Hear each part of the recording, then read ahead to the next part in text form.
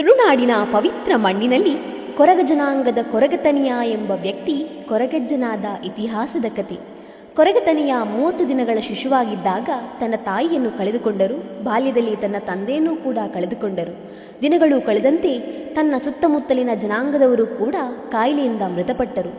ಕೊರಗತನಿಯ ಒಂಟಿಯಾದಾಗ ಭೈರಕ್ಕ ಎಂಬಾಕೆ ಆತನನ್ನು ದತ್ತು ಪಡೆದು ತನ್ನ 2 ಮಕ್ಕಳೊಂದಿಗೆ ತನ್ನ ಸ್ವಂತ ಮಗನಂತೆ ನೋಡಿಕೊಳ್ತಾಳೆ. ಕೊರಗತನಿಯನ ಆಗಮನದಿಂದ ಕುಟುಂಬಕ್ಕೆ ಸಮೃದ್ಧಿ ಮತ್ತು ವ್ಯಾಪಾರದಲ್ಲಿ ಅಭಿವೃದ್ಧಿ ಹೊಂದಿತು. ಬುಟ್ಟಿ ತಯಾರಿಕೆ ಮತ್ತು ಕೈಯಿಂದ ಮಾಡಿದ ವಿದೀರ್ಣ ವಸ್ತುಗಳನ್ನು ತನಿಯ ಕೂಡ ಕುಟುಂಬದ ಇತರೆ ಸದಸ್ಯರೊಂದಿಗೆ ಸೇರಿಕೊಂಡು ಮಾಡಿ ಮುಗಿಸುತ್ತಿದ್ದರು. ಒಂದು ದಿನ ಗ್ರಾಮದಲ್ಲಿ ದೈವಗಳಿಗೆ ನೇಮವನ್ನು ಆಯೋಜಿಸಲಾಗಿತ್ತು. ಭೈರಕ್ಕ ಅವರ ಕುಟುಂಬವು ದೇವಸ್ಥಾನಕ್ಕೆ ಸಿಯಾಳ, ತೆಂಗಿನಕಾಯಿ, ಬಾಳೆಗಿಡಗಳು, ತೆಂಗಿನ ಎಳೆಗಳು ಇತ್ಯಾದಿಗಳನ್ನು ನೀಡಬೇಕಾಗಿತ್ತು.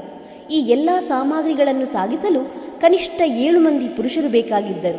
ಆ ಸಮಯದಲ್ಲಿ ಯಾರೂ ಲಭ್ಯವಿಲ್ಲದ ಕಾರಣ ಭೈರಕ್ಕ ಇದು ದೇವಸ್ಥಾನಕ್ಕೆ ಸಂಬಂಧಿಸಿದ ಪ್ರಮುಖ ಕೆಲಸವಾದ್ದರಿಂದ ತನಿಯನಿಗೆ ಇದನ್ನು ದೇವಸ್ಥಾನಕ್ಕೆ ಸಾಗಿಸುವಂತೆ ಮನವಿ ಮಾಡಿದರು.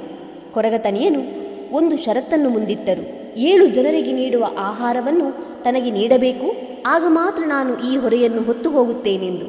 ಭೈರಕ್ಕನಿಗೆ ಒಂದು ಬಾರಿ ಆಶ್ಚರ್ಯವೆನಿಸಿದರೂ ಷರತ್ತನ್ನು ಪೂರ್ಣಗೊಳಿಸಿದರು.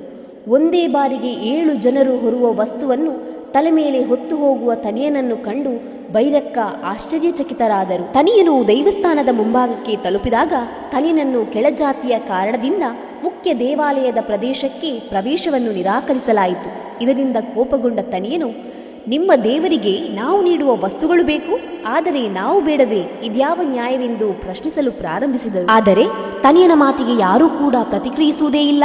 ತನ್ನ ಪ್ರಶ್ನೆಗೆ ಉತ್ತರ ಸಿಗದೆ ಮೌನವಾಗಿ ದೇವಸ್ಥಾನದ ಮೆಟ್ಟಿಲುಗಳ ಬಳಿ ನಿಂತ ತನಿಯನ ಕಣ್ಣು ಅಲ್ಲೇ ಪಕ್ಕದಲ್ಲಿದ್ದ ಉಪ್ಪಿನಕಾಯಿ ಮಾಡಲು ಬಳಸುವ ಒಂದು ಹಣ್ಣಿನ ಮರದ ಮೇಲೆ ಬಿತ್ತು. ಭೈರಕ್ಕ ಈ ಹಿಂದೆ ಉಪ್ಪಿನಕಾಯಿ ಖಾಲಿಯಾಗಿದೆ ಎಂದು ಹೇಳಿದ ಮಾತನ್ನು ನೆನಪಿಸಿಕೊಂಡು ತನಿಯನು ಆ ಹಣ್ಣನ್ನು ಕೊಯ್ಯಲು ಮುಂದಾಗುತ್ತಾನೆ. ಹಣ್ಣುಗಳು ಅವನಿಗೆ ಎಟುಕದ ಕಾರಣ ತನ್ನ ಒಂದು ಕಾಲನ್ನು ದೇವಸ್ಥಾನದ ಮೆಟ್ಟಿಲುಗಳ ಮೇಲೆ ಇಡುತ್ತಾನೆ. ಆಗಲೂ ಅವನಿಗೆ ಮರದ ಕೊಂಬೆಗಳು ಎಟುಕುವುದಿಲ್ಲ. ಆದ್ದರಿಂದ ತನ್ನ ಮತ್ತೊಂದು ಕಾಲನ್ನು ದೇವಾಲಯದ ಕಲಶದ ಮೇಲೆ ಇಡುತ್ತಾನೆ. ದೇವಾಲಯದೊಳಗಿದ್ದ ದೈವವು ಕೋಪದಿಂದ ಅವನನ್ನು ತನ್ನ ಶಕ್ತಿಯಿಂದ ಮಾಯ ಮಾಡುತ್ತದೆ. ಅಂದಿನಿಂದ ತನಿಯನು ದೈವತ್ವವನ್ನು ಪಡೆದನು ಎಂಬ ನಂಬಿಕೆ ಇದೆ. ಕೊರಗತನಿಯ ಮಾಯವಾಗಿ ಕೊರಗಜ್ಜ ಆಗಿದ್ದು ಹೇಗೆ ಎಂಬ ಮೊದಲ ಭಾಗದ ಮುಂದುವರಿಕೆ ಇದಾಗಿದೆ.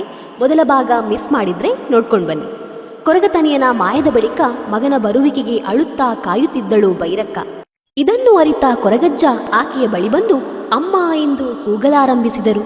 ಕೇವಲ ಧ್ವನಿಯಷ್ಟೇ, ಕೊರಗಜ್ಜ ಕಣ್ಣಿಗೆ ಕಾಣಿಸಲಿಲ್ಲ.